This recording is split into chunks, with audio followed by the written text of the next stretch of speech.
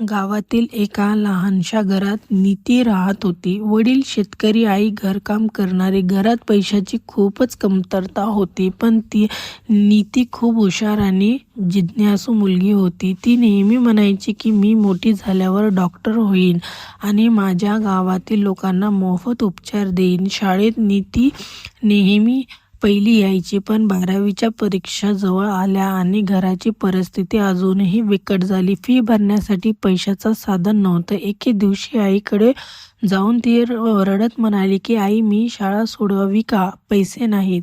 आईने हळूच तिला डोळ्यात बघितलं आणि म्हणाली की बाळा, स्वप्न छोटं वाटत नाही, तरीही मेहनत करशील तर ते नक्की पूर्ण होते. मी तुला मदत करेल. आईने घरातील जुनी भांगडी आणि सोन्याचे दागिने विकले आणि त्या पैशाने नीतीने फी भरली आणि रात्रदिवस अभ्यास केला.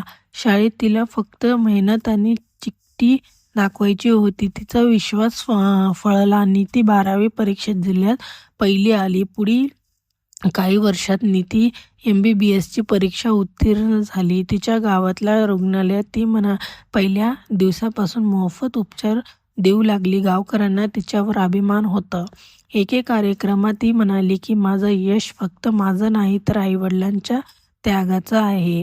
त्यांनी मला शिकवण आणि परिस्थिती कितीही कठीण असली तरी प्रत्येक प्रयत्न करत राहणं महत्त्वाचं आहे. तिच्या डोळ्यात आनंदाचे अश्रू होते आणि संपूर्ण गावातील लोक तिच्या संघर्षाची प्रेरणा घेत होते. नीतीने सिद्ध केले की सच्च्या मेहनतीला कोणताही अडचण थांबवू शकत नाही. शिकवण, गरिबी, अडचण आणि परिस्थिती हे केवळ मार्गावरच खडकण्यासारखे आहे. त्यातून पुढे जायचं ठरवलं तर स्वप्न पूर्ण होतात. आशा करती हूँ कि आपको कहानी पसंद आई होगी. चैनल को लाइक एंड सब्सक्राइब जरूर करना. देखने के लिए धन्यवाद.